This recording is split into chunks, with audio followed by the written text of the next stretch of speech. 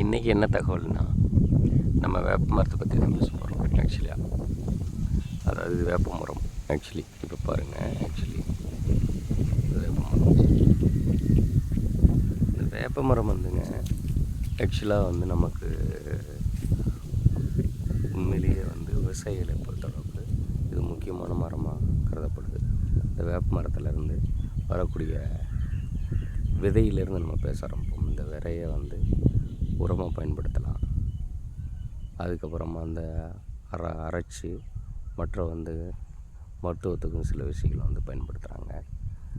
அது வந்து நுண்ணுயிர்கள், ஆக்சுவலி நுண்ணுயிர்கள்னு சொல்லுவாங்க. அது சம்மந்தமாக வந்து நம்ம வந்து தேவைப்படுற உரமாக வந்து பயன்படுத்தப்படுது ஆக்சுவலாக. அதுக்கப்புறம் இந்த இலைகளை வந்து மருத்துவ குணம் வாய்ந்தது. அதுபோக அந்த குச்சி வந்து பல ஆண்டுகளுக்கு முன்னாடி இருந்து பல் துளக்கிறதுக்கு வந்து பயன்படுத்துகிறாங்க.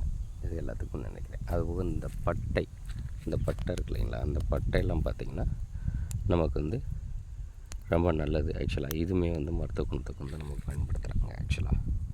இது ரொம்ப விஷயங்களுக்கு வந்து பயன்படுது. அதுபோக இந்த இலைகள் வந்து காஞ்சி உழுது இல்லைங்களா, காஞ்சி உழுதில் மக்கி இருக்கு இல்லையா, அந்த மக்கி இருக்கிற இலைகள் வந்து நமக்கு உரமாகவும் பயன்படுத்துகிறாங்க. ரொம்ப விஷயங்களுக்கு பயன்படுது ஆக்சுவலாக, உரமாகவும் பயன்படுத்துகிறாங்க. இது வந்து ஒரு மனிதனோட ஒரு அங்கமாக இந்த வேப்ப மரம் செயல்படுது ஆக்சுவலாக.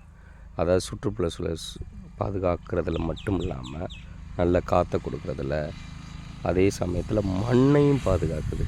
இது எத்தனை பேருக்கு தெரியும் தெரியல, மண்ணையும் பாதுகாக்கிறது. நம்ம இந்த வேப்ப மரத்தினால வந்து ஏகப்பட்ட பயனடைகிறோம் ஆக்சுவலாக. நம்மளால் முடிஞ்ச அளவுக்கு வீட்டுக்கு ஒரு 2 வேப்ப மரமாவது வைக்கிறதுக்கு முயற்சி பண்ணுங்க ஆக்சுவலாக. வேப்ப மரம் வந்து ரொம்ப நல்லது, நல்ல மருத்துவ குணங்கள் வந்து ரொம்ப ரொம்ப ரொம்ப நல்லது. நீங்கள் போய் உங்களுக்கு இதை சார்ந்த விவரங்கள் வேணும்னா நீங்கள் வலைதளங்களில் கூட செக் பண்ணுங்கள், கூகுளில் செக் பண்ணி பாருங்கள். உங்களுக்கு எவ்வளோ தூரத்துக்கு வந்து மருத்துவ குணம் வாய்ந்ததுன்றது பாருங்கள். நன்றி. அடுத்த தகவல் வந்து இன்னொரு இதில் இருந்து பார்ப்போம்.